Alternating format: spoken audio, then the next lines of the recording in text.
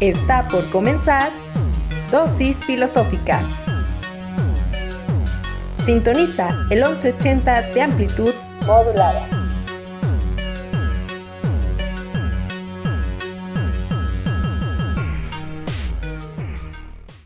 Muy buenas tardes, tengan todas, todos ustedes. Bienvenidos un jueves más a este su programa Dosis Filosóficas. Les saludamos desde No Cabina, muy probablemente el último programa en No Cabina. Estamos por ver si esto ya comienza a cambiar a partir de la próxima semana, pero por lo pronto andamos aquí en No Cabina.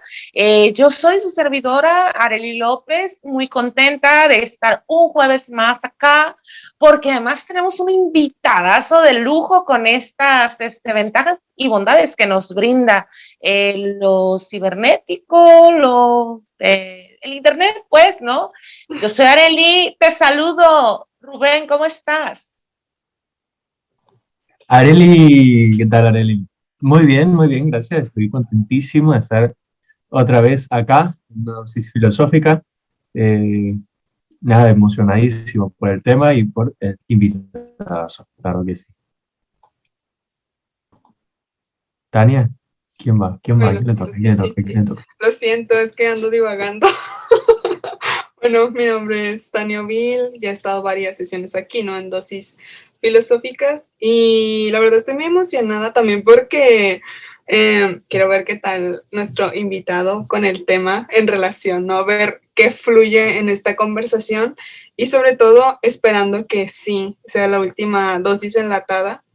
Y pues les traemos un tema muy interesante, ciencia, filosofía y pensamiento crítico, ¿no? Y ya veremos cómo lo vamos abordando el día de hoy. Alfredo, si te puedes presentar. Hola, sí, ¿qué tal? Mucho gusto, un placer por fin estar aquí. Después de haberlo hablado miles de veces con Arely, pues ya se nos hizo por fin que presentarme aquí en su programa. Mi nombre es Alfredo Manríquez Rangel. Pueden ahí hacer una búsqueda de Google para ver otros videos y otras presentaciones que tengo. Yo soy de formación físico por la licenciatura. Hice mi licenciatura aquí en la Universidad de Sonora, desde donde les estoy hablando. Y después me fui a hacer mi posgrado a la UNAM, en Morelia en particular. Estuve ahí haciendo mis cursos de maestría y doctorado en astrofísica en el Instituto de Radioastronomía y Astrofísica de la UNAM. Y bueno, la motivación inicial que yo tuve para entrar a divertido, vamos a ponerlo entre comillas, mundo de las matemáticas, la astrofísica y demás ciencias duras, fue que tuve aquí en Sonora, en Hermosillo, un maestro muy querido, a quien considero mi mentor, quien se llamara Antonio Sánchez Ibarra. Lo premiaron como el Premio Nacional de Divulgación de la Ciencia en el año 2000. Entonces, fue quien me formó, fue quien realmente motivó mi pasión por las ciencias y el conocimiento y la astronomía en particular.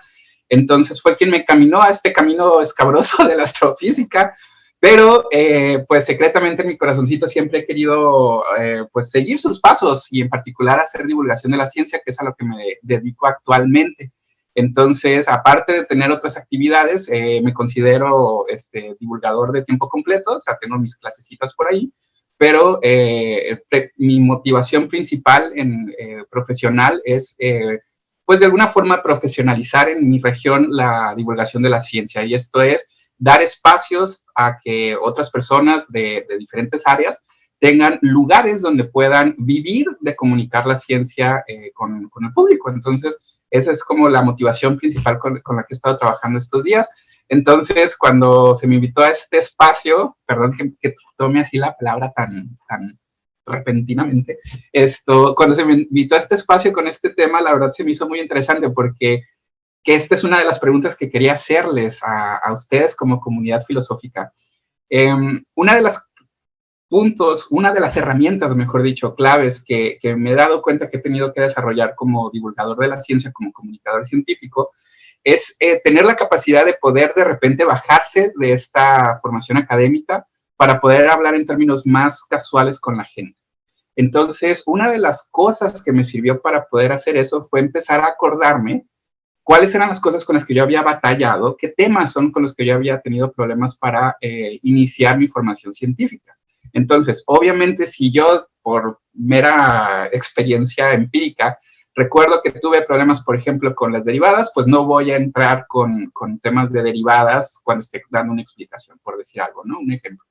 Entonces, la pregunta que quería hacerles a ustedes, o sea, como personas que están formadas desde un punto de vista más académico dentro de la filosofía, porque la forma en la que yo estoy formado dentro de la filosofía es a través de la epistemología y ramas de la filosofía de la ciencia en particular, pero ustedes yo sé que tienen una visión más amplia. Entonces, la pregunta que les haría es, ¿cuál fue para cada quien un tema con el que hayan tenido complicaciones de entender, pero que ahora ustedes podrían decir, ok, la forma en la que resolví ese problema me serviría para explicar ese concepto actualmente?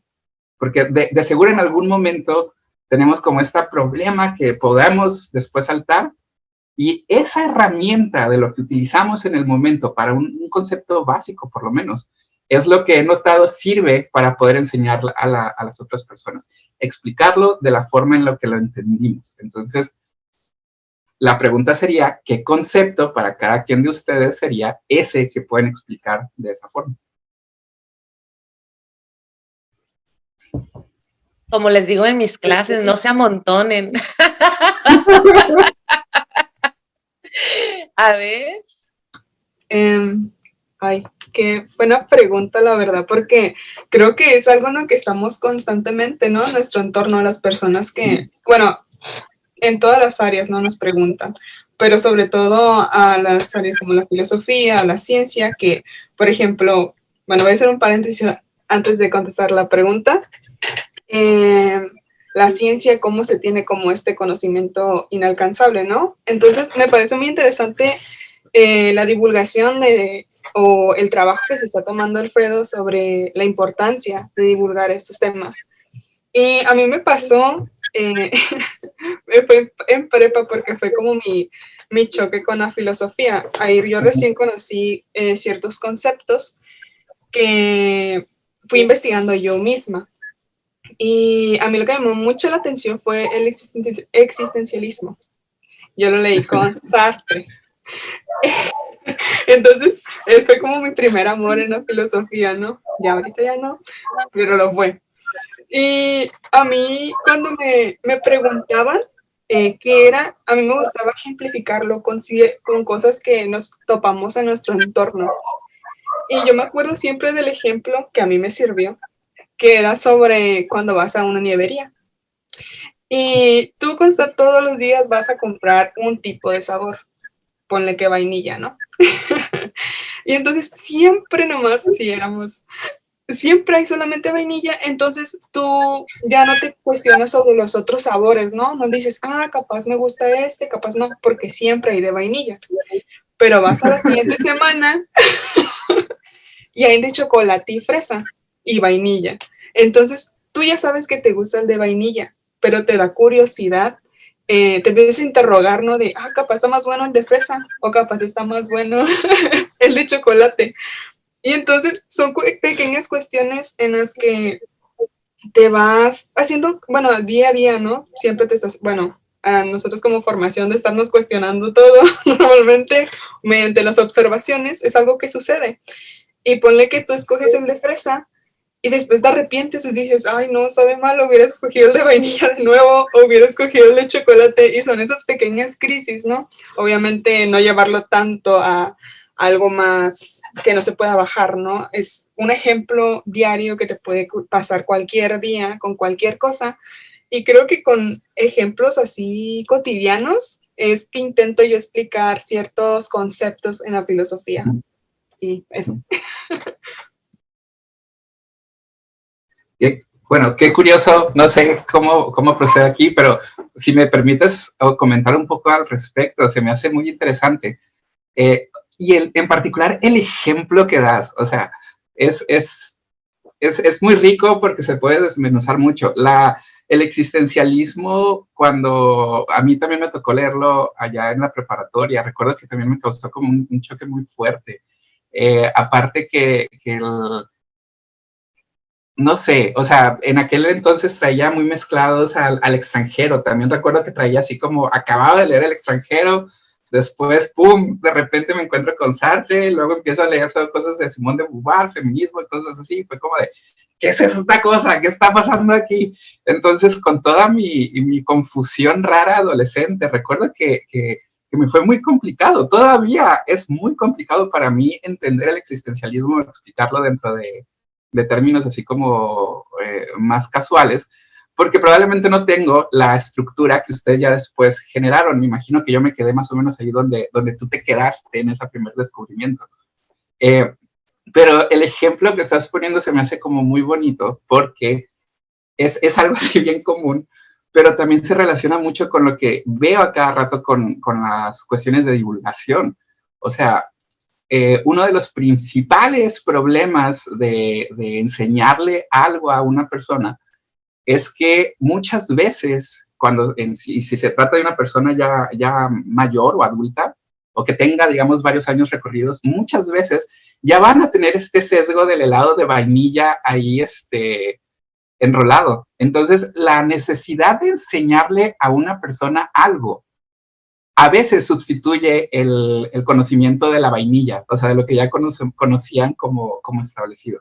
Entonces, la forma de generar como oportunidad, porque ni siquiera vamos a saber si se van a quedar con esta información que le estás dando, de escuchar información nueva, es algo que es difícil hacer para las personas.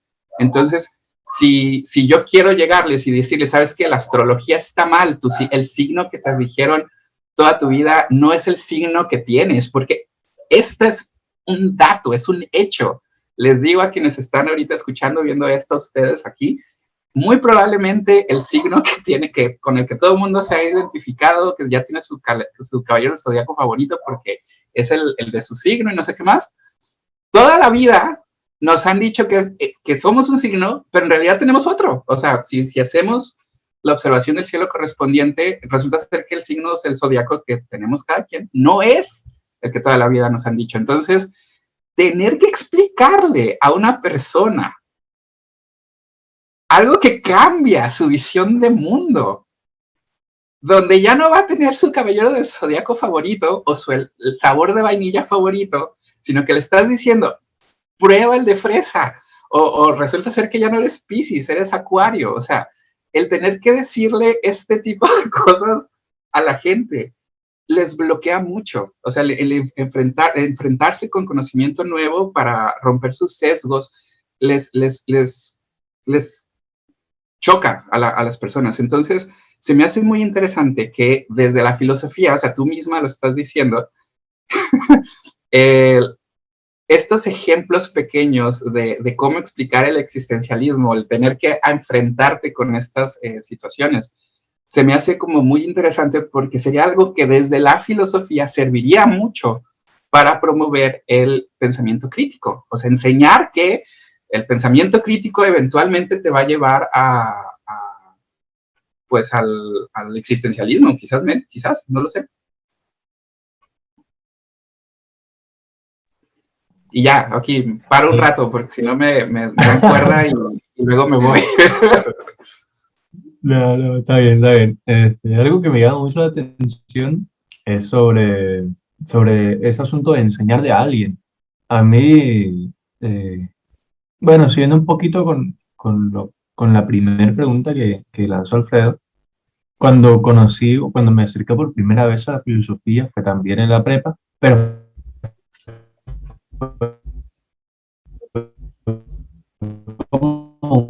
¿qué pasó? ¿Por qué existía la filosofía, no? ¿Sí me escucho? Me sale aquí que el internet está medio...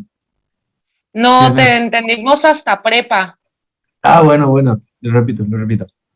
Bueno, decía que cuando en la prepa me acerqué por primera vez a la filosofía, fue como de, ¿dónde estaba este mundo antes? ¿Por qué no me enteré antes que la filosofía existía? Porque cuando se es niño o niña, no sé, ¿no? En el caso, se hace unas preguntas elementales, ¿no? O sea, preguntas que solamente un niño o una niña o un niño puede hacer, ¿no? ¿Qué dice Einstein? Entonces, preguntas que solamente en esa etapa de la vida pueden hacer.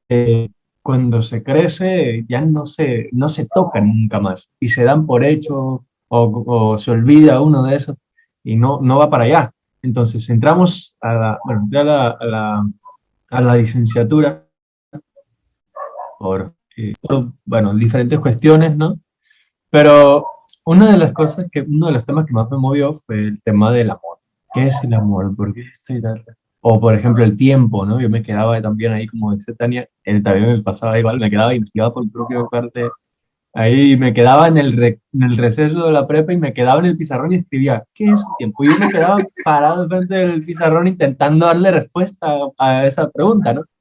Y así, esa era yo la prepa, esa era yo la prepa. Pero el punto es que no hubo como tal una figura que quisiese enseñarme la filosofía, sino que me provocó la filosofía. Esa es la filosofía en la que yo creo, la que me gusta hacer, el tipo de filosofía, la filosofía de la provocación. No tanto la enseñanza, pero sí la provocación para la filosofía, para que de ahí surja todo lo demás. Eso a mí fue lo que me movió y aquí sigo. Y voy a seguir, espero. Ok. Bueno, pues en mi caso, pues estaba yo sacando cuentas ahorita y ya el próximo año voy a tener 18 años de la vida sin haber estudiado filosofía y 18 años de haber empezado a estudiar filosofía, ¿no? O sea, ya es oficial. El próximo año cumplo 18 años estudiando filosofía y justo estaba tratando de hacer memoria, ¿no? Porque además tengo ya varios años siendo profesora, ¿no? Unos 12 años cumplí ahora en febrero siendo profesora y desde que comencé a ser profesora de filosofía. Entonces, luego, cuando estudiaba filosofía también estaba muy acostumbrada. O sea, cuando hiciste la pregunta, Alfredo, yo lo primero que pensé es, ¿qué me pregunta todo el mundo cuando sabe que estudio filosofía o que soy filósofa, ¿no? O sea, a ver, tú que estudiaste filosofía, ¿no? Tal cosa, ¿no? Y yo siempre les digo a mis plebes, ¿no? Cuando estamos en el salón, les digo, pues no sé a ustedes, Palomilla, pero a mí todo el tiempo, a ver, tú que estudiaste filosofía, ¿qué es el amor, no? Y el Rubén bota la risa porque efectivamente, ¿no? Es como uno de esos temas que a la gente le brinca muchísimo, ¿no? Y que en cuanto saben que estudias filosofía o psicología, todo el mundo cree que son hermanitas y no están equivocados, pues, o sea, la psicología emana de la filosofía. Luego te preguntan del amor, ¿no? Y del amor y de la muerte, ¿no? Cosas que tengan que ver con la muerte. Entonces, esas son los temas que suelen interesarle a la gente que me aborda cuando saben que soy estudiosa de filosofía. Sin embargo, tú no preguntaste eso, tú preguntaste qué fue lo que amé, ¿no? Y en mi caso, fue el origen. Yo creo que fui una niña muy anormal y esto ya algunos lo saben, pero el origen fue algo que me pregunté desde muy pequeña. Hay una anécdota también que les suelo platicar, que la recuerdo como si hubiera pasado ayer, de que mi papá me traía para todos lados siempre cuando yo era niña, ¿no? O sea, desde chiquita, de preescolar, edad preescolar, a donde fuera a salir mi papá, yo me trepaba al carro y me iba con él, ¿no? Entonces, en una de esas ocasiones, me subo con él, vamos con su amigo que reparaba lanchas, mi papá es capitán, toda la vida ha practicado pesca deportiva, y entonces estábamos en ese taller, yo una niña de edad preescolar, brincando ahí entre las lanchas, ¿no? A medio reparar y todo eso, y en eso me encuentro un hormiguero monumental, ¿no? O sea, un super hormiguero ahí en el taller, ¿no? Y veo que hay hormigas de diferentes tamaños. O sea, ahora que lo pienso de grande, probablemente eran como 2, 3 razas de hormigas, porque habían hormigas muy variadas, pequeñas y grandes. Pero yo me imagino que pensé que eran las mamás y los bebés, o no sé, porque recuerdo que le pregunté a mi papá, oye papá, ¿de dónde salen las hormigas, no? No, pero de los hormigueros. No, no, no, pero es que de dónde nacen las hormigas. Pues de las hormigas mamás. ¿Y las hormigas mamás de dónde nacieron? No, pues de las hormigas abuelas, ¿no? Y mis papás se esmeraban mucho por contestar mis preguntas, pero como los papás promedios, pues tenían un límite, ¿no? Entonces, no, no, no, mamá, papá, pero es que ¿quién hizo la primera hormiga? Dios hizo la primera hormiga, me dijo. Y entonces, pues yo le dije, ¿quién hizo a Dios? Entonces, mi familia es una familia tradicional, ¿no? Y en ese entonces, mucho más arrimados a la iglesia. Entonces me dice mi papá, a Dios no lo hizo nadie. Dios existe desde siempre y va a existir para siempre y todo se va a acabar, pero Dios siempre existió y siempre va a existir. Entonces yo recuerdo que me puse muy triste porque pensé que eso era mentira y que era la primera vez que mi papá me mentía. Entonces fue muy fuerte para mí esa experiencia porque yo no podía creer que mi papá me estuviera diciendo eso si yo sabía que todo tenía un principio y un fin. Fue muy duro. Y curiosamente, en la preparatoria, que fue cuando conocí a la filosofía con nombre, resulta que lo que me llamó de la atención fue el arjé de la fisis, ¿no? Dar con los filósofos de la naturaleza y darme cuenta que ellos también se preguntaban cuál era el elemento constitutivo mínimo que constituía todo lo existente. Y dije yo, es que eso era lo que yo quería saber y no sabía cómo decirlo. Pero bueno, vámonos a un pequeño corte. Perdón que nos tengamos que ir así de esta manera, pero vamos a un pequeño corte no comercial, sino musical. No nos abandone, volvemos, estamos en Dosis Filosóficas.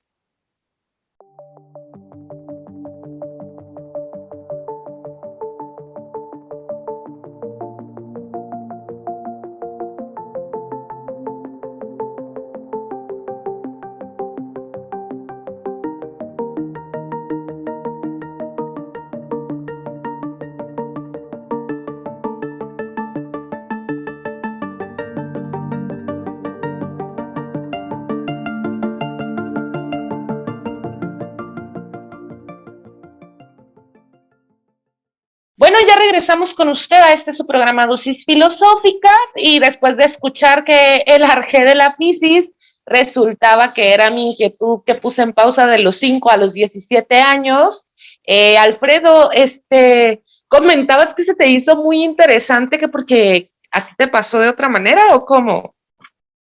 Está cerrado tu micrófono, ¿eh?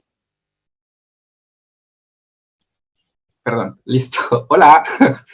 Sí, justo lo que me llamaba la atención es que la imagen que pusiste en mi cabeza de una Arely chiquita, bebé, viendo las hormiguitas hacia abajo, hacia el piso y preguntándote todo esto, es un poco la misma imagen del Alfredito chiquito, pero volteando hacia arriba, hacia las estrellas. O sea, la pregunta que yo tuve fue también sobre el origen, sobre esta como sucesión de eventos ad infinitum que uno se podría imaginar que te llevan, según algunos por ahí decían, al primer movimiento, ¿no? O sea, al primer motor.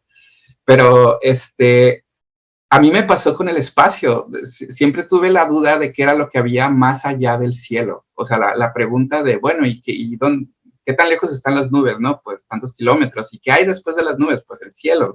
¿Y qué hay después del cielo? Pues el sol, las estrellas. ¿Y qué hay más allá de eso? Pues galaxias, y te vas haciendo como esta imagen mental de lo que es el universo, pero como a cascarones cada vez más hacia afuera, y curiosamente en espacio. En tu caso quizás era un poco más como en tiempo, ¿no? De ahí es un poquito esta como forma de llegar a la misma pregunta quizás de estos dos lugares. Entonces, creo que la ventaja que tuve probablemente, y creo que es también de nuevo el por qué vale la pena hacer estos procesos de divulgación, es que en mi caso las respuestas para encontrar, bueno, los lugares para encontrar esas respuestas a mis preguntas eran cosas más accesibles. El preguntarte sobre el espacio, había miles de atlas del espacio para gente pequeña y como yo que se estaba preguntando estas cosas. Entonces, en estos mapitas, pues podías verlo y decías, bueno, pues ahí están las cosas. O sea, quizás no a escala, las distancias, pero era un lugar donde encontrar las respuestas. Entonces, ¿qué tan importante es el poder como encontrar estos espacios donde puedas responder las preguntas de una forma distinta? Porque, como te digo, mi camino fue a través del espacio. En el caso tuyo fue, o sea, a través de la evolución podrías haber respondido esa pregunta, como a través de la geología, de las eras geológicas de la Tierra, la formación del sistema solar, y de vuelta volvemos a cosas del espacio. Entonces, existe una necesidad de poder generar ese contenido o de que la gente sepa dónde hay ese contenido para que la gente que está educando a pequeñas mentes, pues sepa hacia dónde ir a buscar esta información, que es en general como lo que a mí me interesaría que todo el mundo pueda hacer. Pero de fondo se necesita la filosofía para poder lograr eso. Entonces, algunas preguntas van a ser de orden filosófico. Entonces, ¿cómo le haces para explicarle filosofía a un niño? O sea, a una niña, a una mente joven. ¿Cómo? Justamente, ahorita que comentabas eso, yo lo que pensaba es que más que pensar en un atlas, ¿no? O sea, que sería fantástico, ¿no? Hacer un pequeño atlas para filosofitos, ¿no? Y filosofitas y filosofites. Sí. En el ejercicio de imaginación, ¿no? O sea, la importancia que, por ejemplo, en un pequeño puede tener el que tú puedas llevar a cabo el ejercicio imaginativo con él, independientemente de que la respuesta no sea definitiva. Pensaba yo en esta ocasión en que mi sobrina me preguntó, Tiyinguis, ¿qué es filosofía? Entonces era una chiquitina de primaria, yo creo que habrá tenido unos 9, 10 añitos mi sobrininguis, y entonces le dije yo que era eso que nos hacía preguntarnos cosas que nos preocupaban, ¿no? O que nos llamaban la atención. Y entonces ella quería ser veterinaria, ya no, pero en aquel entonces estuvimos platicando, ¿no? Sobre los animalitos no humanos. Y para no hacerles el cuento largo, llegó a la conclusión de que a ella le interesaba mucho la antropología filosófica. Y entonces a todo el mundo le decía que ella quería estudiar antropología filosófica para que los demás entendieran que no eran diferentes los animales humanos de los no humanos a los 10 años.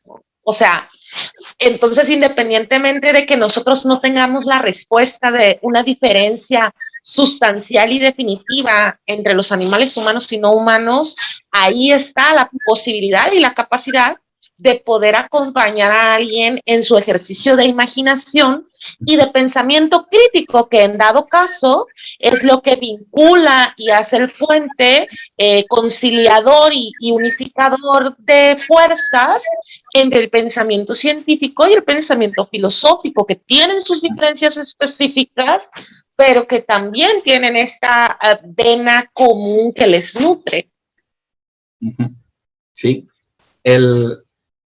Algo que observo mucho, que ahora que lo estás comentando, digo, pues sí es cierto, o sea, ahí están estas pequeñas cosas. Me imaginé un mapita, porque bueno, o sea, el mundo de Sofía lo intentó hacer, yo creo, pero en la época donde los libros eran libros, ¿no? Y ahora que tenemos esta época donde los libros son memes, o los libros son infografías, o videos de 10 minutos de YouTube, el ejercicio interesante sería como hacer un mapita, una infografía de la filosofía, del mapa de la filosofía, de cómo llego del existencialismo al positivismo y cómo esto está por ahí dividido por el golfo del, no sé, X, Y, Z, o sea, pero hacer un mapa quizás geográfico donde los cuerpos estén divididos por estas masas de huecos no conciliatorios entre estas cosas. Ajá, o sea, sería muy interesante como hacer ese ejercicio como imaginado, que creo que pueden salir cosas muy divertidas de ahí. Y la otra cosa sobre esto, que estaba pensando cómo la filosofía, a final de cuentas, es lo que la gente termina haciendo cuando piensan que están pensando en ciencia. Pues eso es una cosa muy, muy chistosa, porque si te vas como a la gente común, o sea, gente que no tenga una formación académica en ciencia, de repente se hacen estas preguntas, entonces dicen, no, pues voy a hacer este experimento, que según ellos están siguiendo como lo que nos enseñan que es el método científico, pero a final de cuentas las conclusiones a las que llegan o las investigaciones que hacen en internet o los artículos que se leen en revistas, etcétera, terminan de formar una visión de la realidad que a veces está un poco distorsionada por los propios prejuicios que no nos han entrenado para quitarnos. O sea, a final de cuentas en ciencia de lo que se trata es de entrenar un montón de gente para que no tenga sesgos cognitivos y pueda observar un fenómeno mediante ciertas circunstancias de forma, vamos a llamarle, entre comillas, objetiva, ¿no? Entonces, cualquier profesión científica te entrena para que hagas eso. Entonces, estas personas que no han tenido esa formación terminan haciendo filosofía, terminan haciendo cosas mediante el método empirista y terminan haciendo la filosofía de los griegos. Y es como de, wow, o sea, tenemos ahí un montón de personas que están redescubriendo el conocimiento. Y mi pregunta es, ¿y cómo le hacemos para, de una forma rápida, enseñarles 2000 años de filosofía para poder empezar a tener conversaciones sobre problemas actuales? O sea, ¿cómo le hacemos para que todas estas personas se puedan sentar en espacios públicos para debatir temas sobre cambio climático, sobre ética migratoria, desde argumentos filosóficos personales como individuos cívicos? Entonces, no sé, o sea, es la utopía que yo me podría imaginar en ese sentido. Entonces, se me hace muy bonito que sí es como un punto de, como bien dices, o sea, el punto en común a final de cuentas es el pensamiento crítico y te lleva a una u a otra. Sí, a mí me parece muy interesante lo que están mencionando porque la importancia, ¿no?, de desarrollar el pensamiento crítico y saber que es algo que constantemente estamos desarrollando. No es algo que se establece nada más. El estarnos cuestionando sobre nuestro entorno, sobre lo que está pasando y también en cómo se relaciona la ciencia y la filosofía, ¿no? Desde que la ciencia se pregunta, no sé, ¿cómo es la cosa? La filosofía se está diciendo qué y cómo se unifica, existe la visión de ambas, ¿no? Y al final podemos encontrar diversas respuestas, porque, bueno, en filosofía lo que pasa es que un concepto, cada filósofo lo quiere desarrollar de distinta manera, ya sea para desarrollarse o porque no le entró por creer, ¿no?, lo que tenía establecido los filósofos antiguos.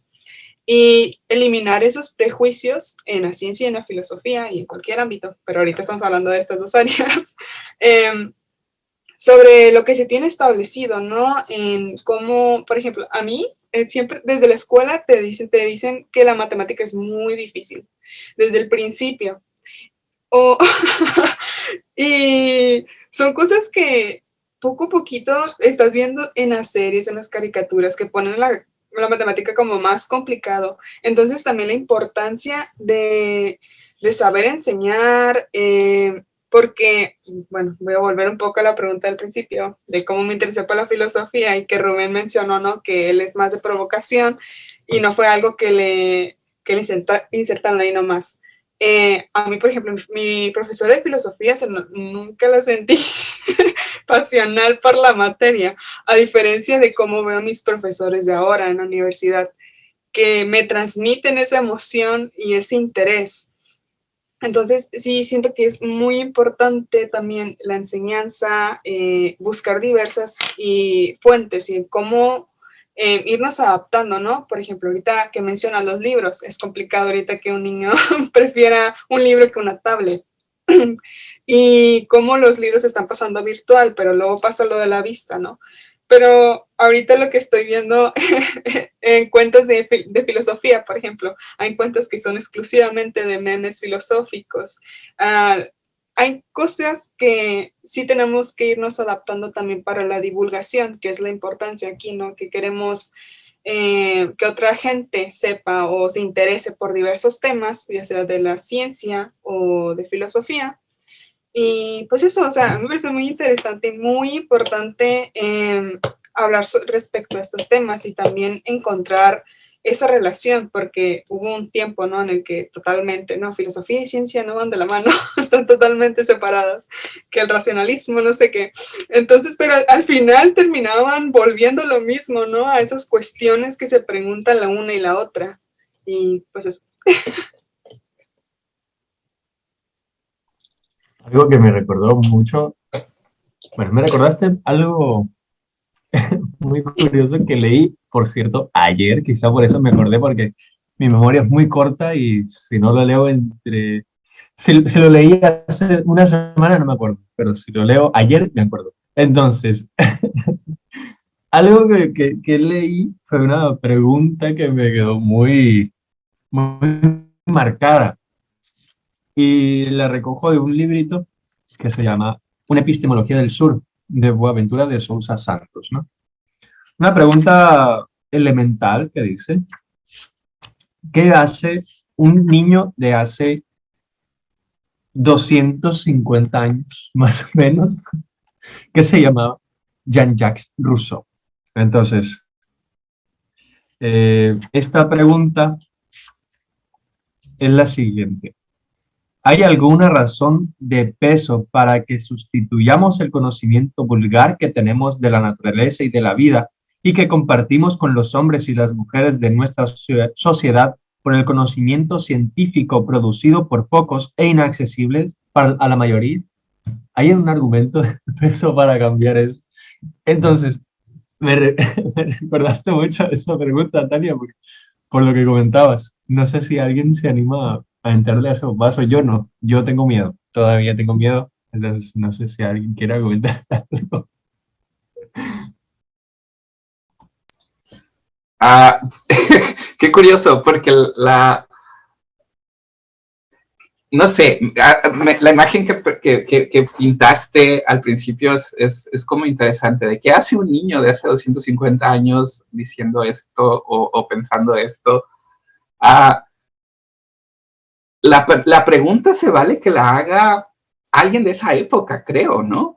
O sea, Carl Sagan creo que lo desmorona un poco el argumento este, porque en la época en la que estás describiendo, quizás no era tan necesario hacer este ejercicio, porque las condiciones en las cuales te encontrabas viviendo permitían no depender de la ciencia. Carl Sagan lo dice en 1990, 1991, que como sociedad claramente nos estamos volviendo más dependientes de la tecnología y de la ciencia, que es esto que estamos haciendo. Sin embargo, la población en general cada vez tiene menos la capacidad de explicar cómo funciona una cámara. O sea, una persona de hace 250 años, el conocimiento técnico que tenía una persona en aquel entonces de la tecnología, digamos, abierta al público, eran lo que ahora se conocen como máquinas simples. Y es algo que se enseña en secundaria. O sea, la población de México, que tiene una educación promedio alrededor como de tercer año de secundaria, primero de preparatoria, si esa es la promedio, significa más o menos en términos generales que tenemos que la mitad de la población de México sabe lo que sabían personas de hace 250 años, porque eso es lo que se enseña muy entrecomillado, en secundaria. Entonces, una persona que se preguntara sobre el conocimiento científico en aquel entonces se está preguntando por las cosas que sabe un niño actual de secundaria.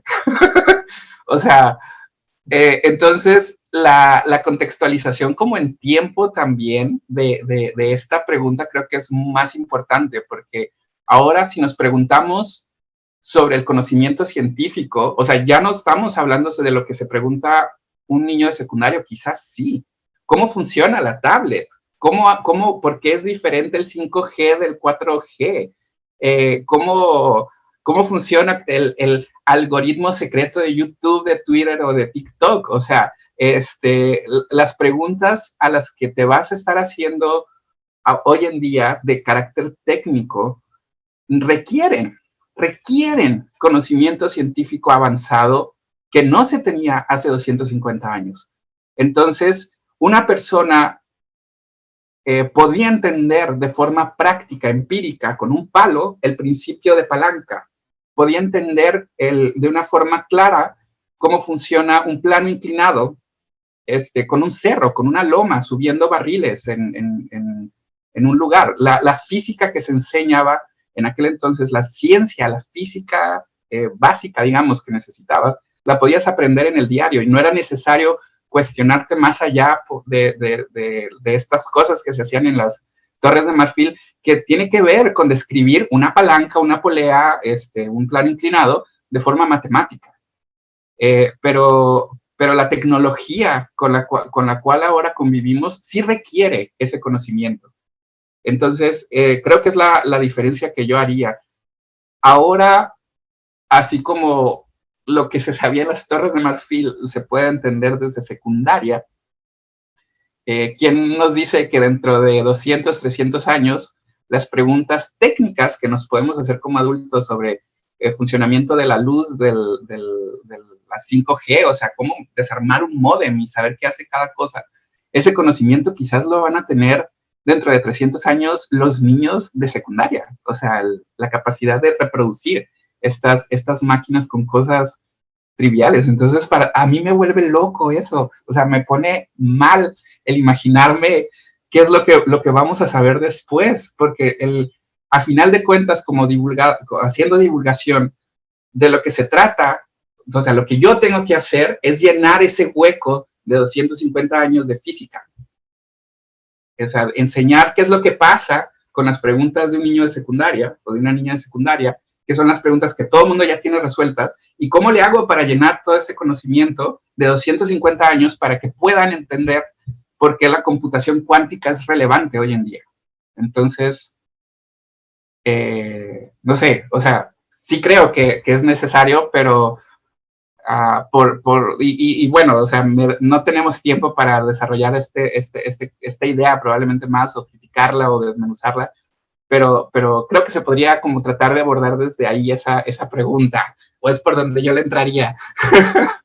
Y que además es completamente analogable con la filosofía, debo decirte, o sea, porque hace ratito que ponías todo el ejemplo, pensaba yo, de esta gente que no hace ciencia y termina haciendo filosofía, pues hay que ver qué filosofía también, porque estoy segura que iban a salir votando de las clases de lógica, ¿no? Y de las tablas de verdad y todas estas, que es la lógica, pues son las matemáticas de la filosofía, y entonces nosotros para poder construir argumentos correctos y verdaderos necesitamos, pues llevar a cabo una serie de procesos, ¿no?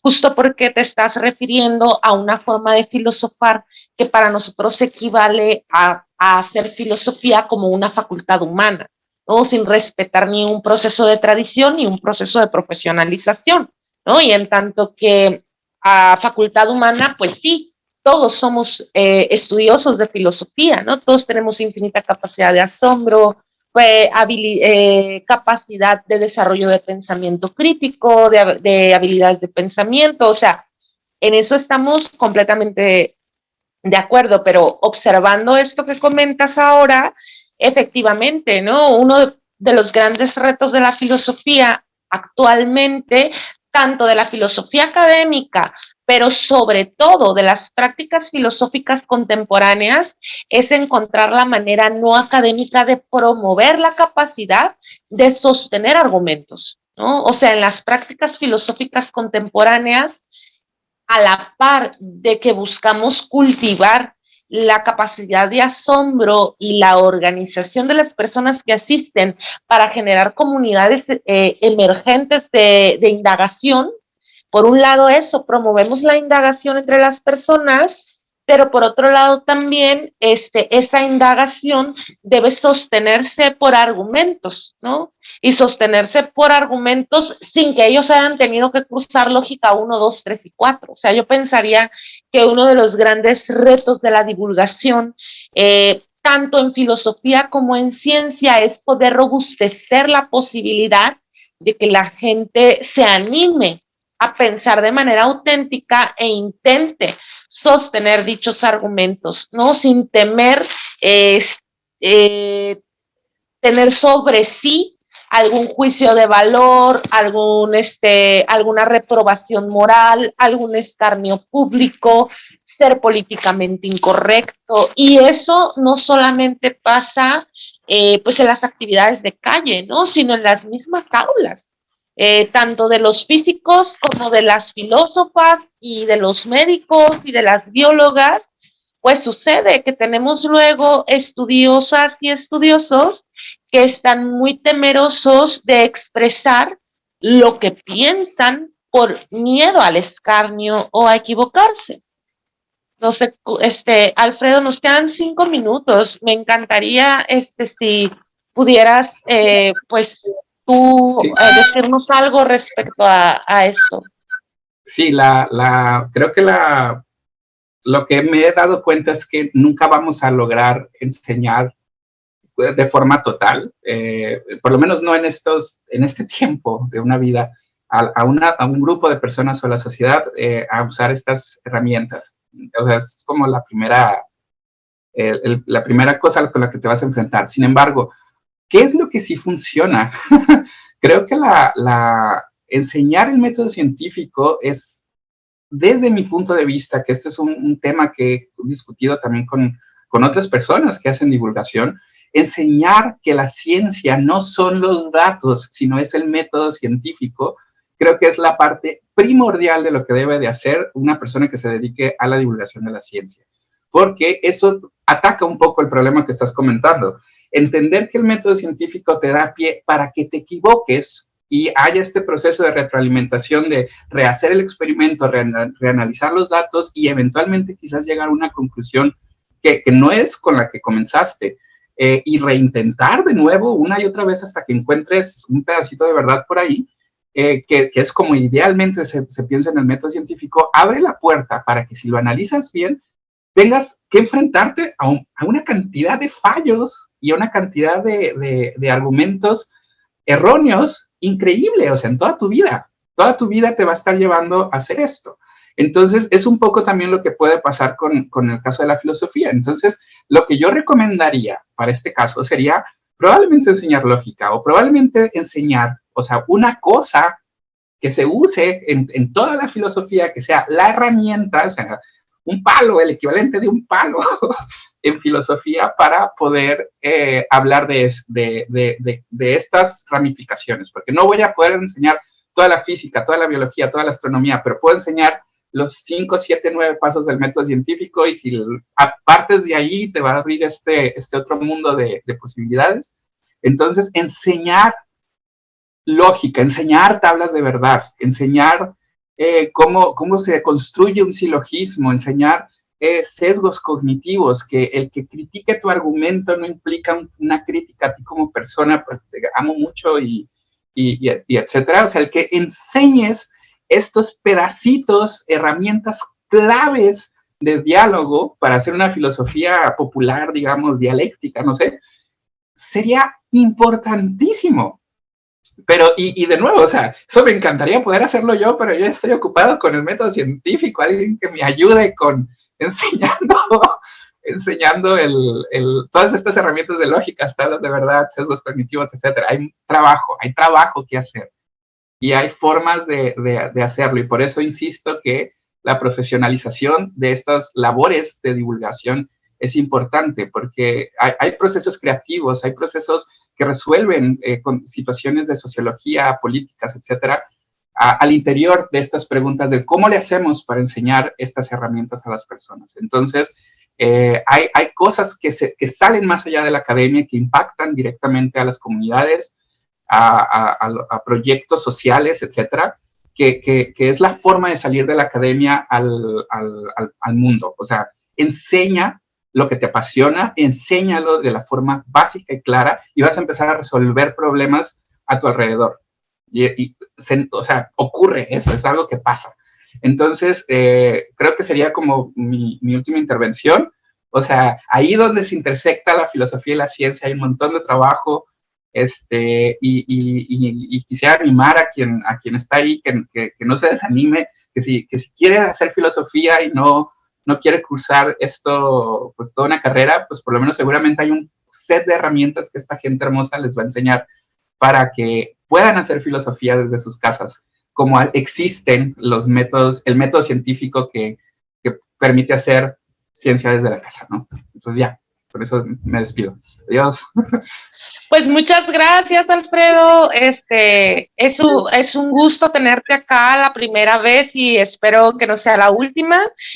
Nos organizamos para que vengas por acá. Yo sé que andas bien ocupado, haces charlas de TEDx, andas allá en el radio, platicando, ¿no? Con el radio sobre los eventos importantes de la física y de la astrofísica y la astronomía, pero en algún otro momento tendremos la oportunidad de agarrarte. En redes sociales, ¿cómo te podemos encontrar? ¿Cómo te podemos seguir? Quienes queramos ver tu trabajo. Sí, claro. Les recuerdo mi nombre, me pueden buscar en Google ahí para mis pláticas, Alfredo Manríquez Rangel, o me pueden encontrar como @astroalfredo en redes, en Instagram, Facebook y Twitter.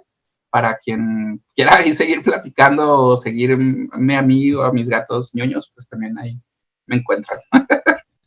Ese Gracias. Fue un físico con gatos y esto también fue dosis filosóficas. Bye. Chao.